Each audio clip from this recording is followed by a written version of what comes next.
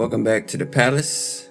I'm your host, Crown Vic, and we will be talking about The Catcher in the Rye today, which is the topic for this discussion, and how The Catcher in the Rye, or what The Catcher in the Rye taught me about character. What The Catcher in the Rye taught me about character. So, before I go into this theme or topic, I'd like to discuss the book itself. So, over the summer, I've been hearing a lot about The Catcher in the Rye in terms of classical books to read, or contemporary classics. I can't remember where exactly I heard this review from. I thought it was from one of those not TED Talks, but one of those those TED videos where they kind of tell you that, oh, you should read this. They kind of, in other words, book recommendation videos from TED, and they give a lot of book recommendations that I am intrigued by. That's how I started reading. This other book. I can't even remember the name of it. I should really write some notes down. That's what I'm gonna start doing eventually. But this other book, I can't remember the name of it. There's something about the seed, Earth Seed, but I don't think that's the name of the book. TED Talk book to read. Alright, so give me one moment. I'm just kind of looking this stuff up as I go. Alright, so I'm not really... Okay, so they gave some recommendations such as Dune, D-U-N-E. I started reading Dune based off their recommendation. Started reading 100 Years of Solitude, which I still haven't finished yet. But I plan to finish reading it and reread it because sometimes I have a habit of reading a book and I don't remember what the book was about. As I read through the pages, I'm like, what am I reading? And I just keep reading. And 100 Years of Solitude so happens to be one of those books. I mean, every now and then I would dive deeper into it and be interested in what's actually happening. Then sometimes I will kind of like zone out and I would just kind of turn through pages. And that's one of those books I gotta reread. But ultimately, I thought one of this, The Catcher in the Rye would be one of those recommendation books from that TED Ed. But it wasn't. I can't remember where I got the recommendation from. But ultimately, they was talking about how the main character, which is Holden Caulfield, I'm not even sure I'm pronouncing that name right. But basically, I heard about this main character who was very hard to pin down. A lot of people could not figure this character out. What was the character's motivation? What is his plan? What is the plot itself? Because ultimately you're just following this kid who had not necessarily been kicked out of school officially, although I believe that he was kicked out of school. But he kind of just like walked out on his own one night. And we just kind of following the story from there. It's pretty much almost just one night with Holden Caulfield. And it was a very interesting book. It had a lot of moments that I may or may not dive into itself. But I'm just ultimately talking about what made me interested in the book in the first place. Which is basically how the main character was very hard to pin down. And that intrigued me because I was trying to figure out, how does one create a character that is hard to not necessarily follow, but to find a motivation behind?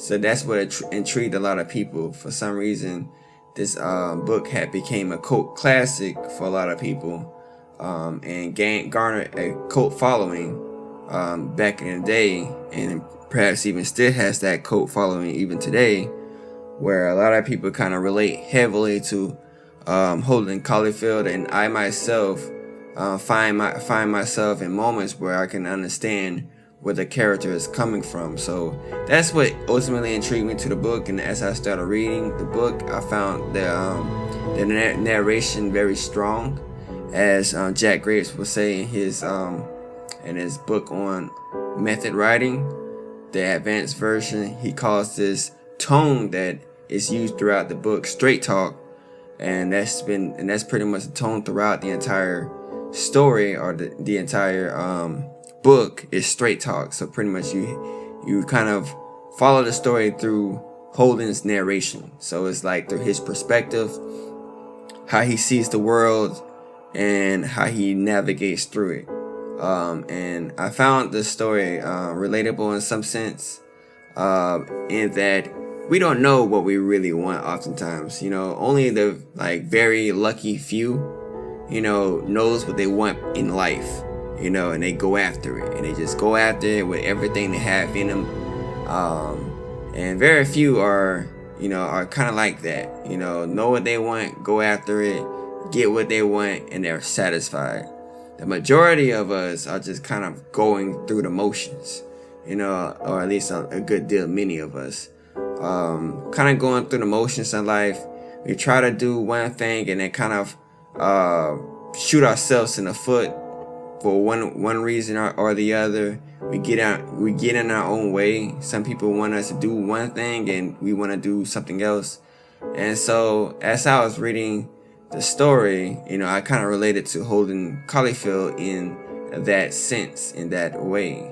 However, as I finished it, so once again, I started reading this novel throughout the summer, and I finished it a few weeks back, because I've been doing many different things on the side besides, just reading that novel. But I found it interesting, and as I finished reading the book, I came to my own conclusion as far as what his wants or desires was. And this is ultimately where the topic of this video is coming from. What Holden Caulfield, or the writing coming from J.D. Salinger. I don't know if it's Salinger or Salinger. But pretty much written by The Catcher in the Rye is written by J.D. Salinger. So what his story has taught me about character. So ultimately, at the end of the novel, where a lot of people don't really understand what his motivations are, what is it that Holden Caulfield wants, it doesn't really seem to come to any sort of climax or any type of resolution. Their story just seems to end, with Holden, I wouldn't say finally being happy, because he's been happy, or felt moments of happiness throughout the story. I guess you can count the number of happy moments in the story on one hand versus the number of times he felt depressed. It's I wouldn't say it's numberless, but it's definitely going to take more than one hand to kind of count the moments of where he feels depressed. So his depression really outweighs his happiness throughout the entire writing of this piece. But at the end of the story, he comes to a moment of bliss, of happiness, and then it just kind of ends from there. And most readers, they don't know what to make of it. They read this journey and they thought he was going to come to some sort of resolution, but there doesn't seem to be any resolution. It just kind of ends. And so where I get from it, and ultimately what happens, and if you haven't read the novel, then I'm going to spoil it. So if you are interested in the novel and don't want to hear the spoilers, then I will stop this video here if I were you. Alright, so if you're still listening, then you really don't care about spoilers, or you already read the novel yourself. So ultimately, at the end, he sees his sister on a carousel, and it is raining outside, and the rain is pouring down, and he is happy to see her on that carousel. That's how the story ends. This particular sister seems to be the only one he can really talk to. Now, he talks to several people throughout the novel, but it always ends up in going left. And it also goes left with his sister.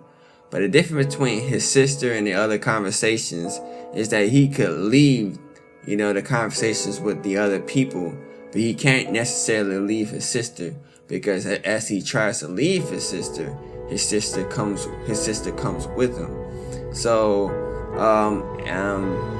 what I'm trying to get to right here is that the reason, and as I was reading this story, I was trying to figure out, why is this story called The Catcher in the Rye? What does that even mean? But in one of the moments, when someone asked him, and by someone is one of his former teachers, who turned out to possibly be a pedophile, who knows? But he asks Holden what he wants to be when he grows up.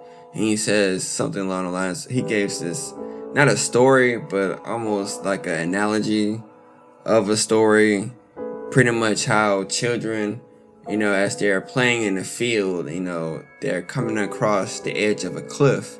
And there will be this person who stops them from going over the edge, potentially killing themselves, or greatly hurting themselves from going off of that edge. So the person who stops those kids from going over the edge is the catcher in the rye. So I'm like, okay, well, he wants to be the catcher in the rye. So is he the catcher in the rye in this novel? All right. So if you read the story, he doesn't seem to be saving anyone. It's more so him going down a self-destructive path. So he has at one moment a lot of money. He just spending the money recklessly, whether it's on a prostitute he thought was too young and felt guilty about it, or just taxi rides all over the place, or in the club and just spending money recklessly, telling people he has a lot of money. He just seems to be more self-destructive. He seems to be more along the lines of the kid who's playing in the field, who's about to go off the edge. And towards the end of the novel, you sort of kind of get that he's about to go over the edge. And by that, I'm saying that he wants to give up school. He's only 14 years old at this time, either 14 or 15. I think he's 14, but he acts 12 according to him. So he said this himself. He acts 12 years old, although he's older than that. So he has a mindset of a 12-year-old, but he's actually 14. But towards the end of the novel, he makes this decision, or he wants or has the desire to go to this, I don't know whether it's up north or south, but ultimately he wants to leave town and then find himself in this, this unknown town, wherever he ends up. I think it's maybe out west or somewhere, and he wants to live out west for the rest of his life in a cabin, perhaps get a small, I wouldn't say a small time job, but pretty much just like a job, as a gas station attendant, pumping gas for people, pretending to be mute and deaf, so that people have to, give him sign language or write notes to him for him to understand what they're saying, so he never has to communicate with people. So, that's also something I can relate to. I often, fantasize of just going and living in the woods, in a secluded area away from civilization where no one can find me, and I wouldn't ever have to deal with people ever again. So, I definitely related to him in that aspect, but that's what he wants to do. He's failing, not college. I don't know if I said college, but the school he's at, which is maybe a prep school. I don't even know what it is exactly, but it's some type of school that is, for I would say, I don't know for rich kids, but some type of school that, kind of like a boarding school, but not necessarily a boarding school, where they have dormitories where he's living with his classmates and stuff like that. So he wants to, since he's failing that school and got kicked out, ideally from that school because he failed all his classes, and doesn't seem to get along a lot with his classmates. But So yeah, he says, all right, I'll forget all that. I don't think that's for me anyway. I'm gonna go out west. So he's kind of like the kid in the field, about to drive off the edge of the cliff. But who saves him? Who ends up being the catcher in the rye? Is actually his little sister. So she saves him from going off of that cliff when he's about to drive off of that cliff and going to this unknown place where he doesn't tell anyone where he's going, but he just wants to go there. And she saves him by being the same for the exact same reason that I say he couldn't walk away from the conversation. He could walk away from everyone else. Like he had a conversation with in the book. Several of his friends or acquaintances of either him or his brother, his former teachers. He says he's gonna be back, or for whatever reason ends the discussion and then leaves, and that's pretty much it with that. He tries to do the same thing with his sister, but that's his sister, but even though that's his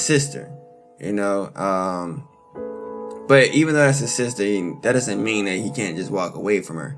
But that's the one he can actually have a discussion with, and she seems to understand him. So in that conversation, like several conversations he has with people, he feels like they're idiots. But his sister, he feels like she understands him, although he calls her an idiot.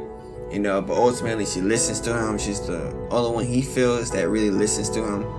And when he tries to, send her away, or try to say goodbye to her and stuff, she ends up wanting to leave with him.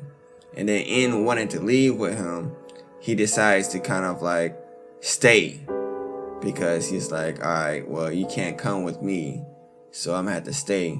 So as he stays towards the end of the book, he's trying to recapture, I suppose, a moment with her by walking through a zoo, and then finally coming across the carousel, which she thinks she's too old for. But he says that you used to love these carousels, always going on these carousels, so go ahead, go on the carousel. And then so she goes on the carousel, and as she's enjoying her time on the carousel, he sees her, and he just feels happy, to the point he's crying in the rain. In other words, in my opinion, I think at that moment he's saved.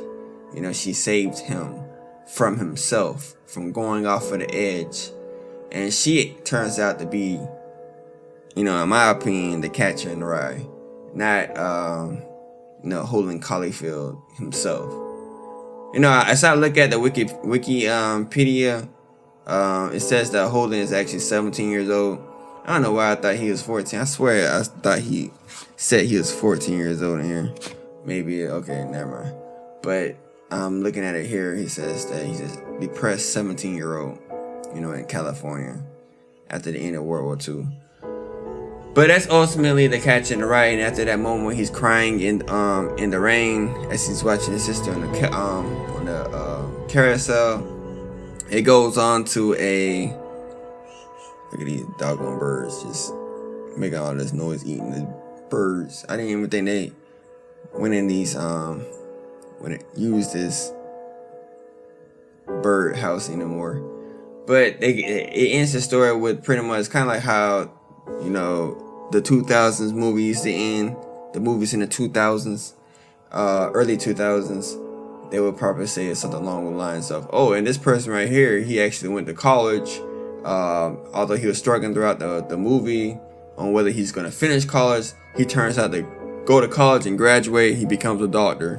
And this person right here, she goes to college. She becomes a lawyer. Pretty much kind of like, what's that word? It's not commentary, but I cannot think of the word. Exposition. All right, so pretty much the story of The Catcher in the Rye ends on that type of exposition. And so ultimately what it kind of shows is that Holden, I think he goes back to school and finishes up school. I'm gonna look at it real quick. I got the book right here. I'm just have it on the desk, not even looking through it. But it says, let me see. Alright, let me see. Chapter 26.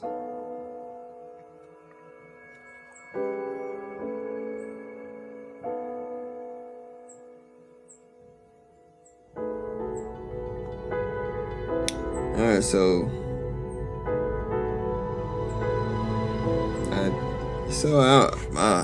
I don't want to just take up too much time reading through that chapter. So ultimately, he kind of misses everybody he says he hated throughout the book, and I think he goes back to school and finishes it. But ultimately, the point of this video, it shows that character isn't oftentimes on the nose. You know what they teach in writing classes is that show and don't tell. That's like the golden rule for writing in general. Is show, don't tell. And if you must give exposition, ideally you give exposition through dialogue, right? So instead of having just some narrator just saying, all right, this in the beginning, this civilization was created by these slaves who turned out to be the real, kings and queens of civilization, this, that, and the other. But then throughout the years, the servants of these quote-unquote slaves took over and rewrote history. Instead of giving that, as a narrator, you make a character actually give that story. So that's pretty much show and don't tell. What I mean by that is just that you want to kind of give more of an immersion feeling than you just reading a story. You want to be immersed in the story rather than someone telling you the story. And so that's ultimately what you see here in The Catcher in the Rye, is that we don't want to be told what is the motivation of Holden Caulfield. We'd rather just be on a journey with Holden. We don't want to be told what The Catcher in the Rye is. Through the journey, it is revealed what The Catcher in the Rye is. He told us what The Catcher in the Rye does, and then throughout the story, we can actually see and follow, who is actually the one on a destructive path, who saves that person from either someone else or themselves.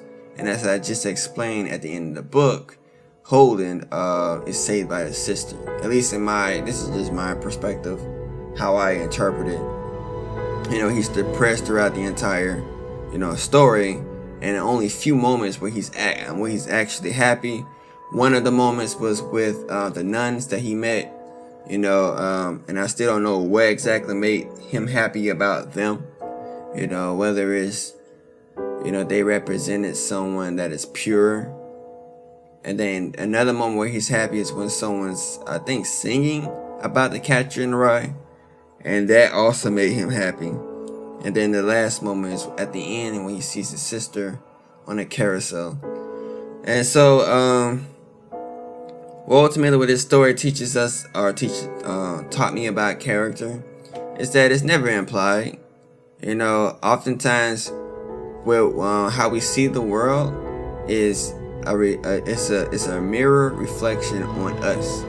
Have you ever been, called stupid by the stupidest person, in a room, or called out of shape by someone who's out of shape themselves? That's ultimately what I mean by what the story teaches us about character. You can learn a lot about, someone by what they say. You can kind of hear between the words, read between the lines. By listening truly to what this person is saying, you can understand that person's character. So when Holden says that he wants to be the one who helps the kids who are about to be going off the edge, what he's talking about is that he himself is about to be the one going off of the edge. Or he knows a lot of people who's going off of the edge. But here in the story, you kind of like get the impression that it's not actually anyone else, that's going off of the edge of the cliff that needs to be saved by the catcher in the rye. It's actually he himself that's going off of the edge and needs to be saved by the catcher in the rye. So throughout the story, the nuns could perhaps save him. He probably felt there's hope with them, or even the person who's singing about the catcher in the rye. And then finally his sister actually is the one who saves him from going off of the edge. What the story taught me about character also is that, it's like, I once said this in a sermon, and I also read this in the article. It says sometimes you just gotta listen to, you gotta sit down and just listen to people. And pretty much what I just said, just listen to people, be there with that person. Sometimes you don't even gotta say anything. Just sit down, and then you just let the person not only speak for themselves, and you can kind of see what they're going through, but also see what they're doing. And then through that, you can understand, a person's character that way. So let me see how long I've been on this, because feels like forever. Oh Lord, this is 26 minutes. Alright, so this is it about, I was trying to aim for about 12 minutes, but whatever. This is my synopsis about The Catcher in the Rye and what it taught me about character. If you like what you hear, I'm going to have more. In the future, my future videos is going to be a lot more focused than these videos currently are. So stay tuned for that. I plan to use notes eventually. Within I would say not now, so don't look for it anytime soon. Like, let's say, I'll say toward the end of November. It depends on, like, if I start getting more than 10 likes per video, forget that. I'll say more than 25 likes per video. That's when the quality of my videos is gonna start jumping. I just don't want to put a lot of effort into something that's really going into the void. Like this video right here, it may or may not be seen by who knows how many people. So I don't want to just like spend all day on a video that is not really going to get a lot of views. So far it's like the average view is probably like 7 views. Every now and then some of the videos might get 40. Once upon a time, I guess I'll hit maybe 1,000.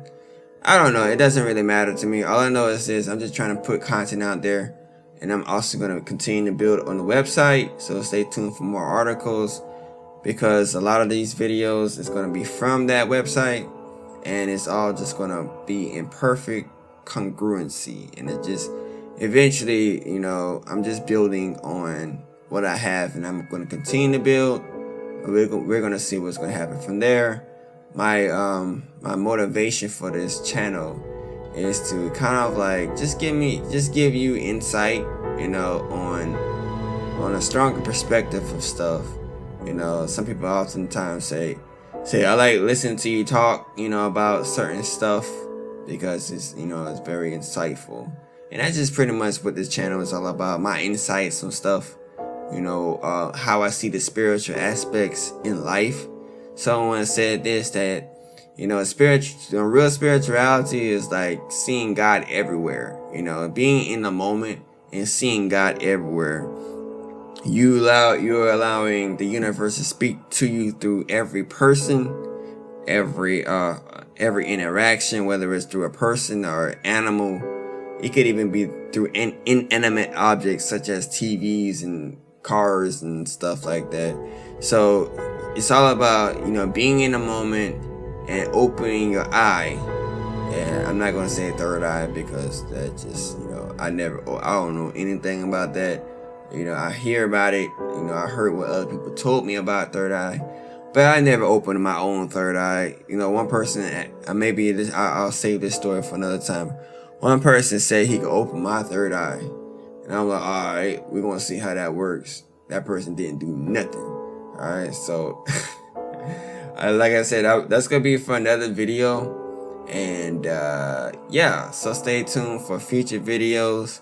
the next few videos, future videos is gonna be in the future is gonna be a lot more focused, a lot more interesting than these videos currently are. Thank you for tuning in. Crown Vic out.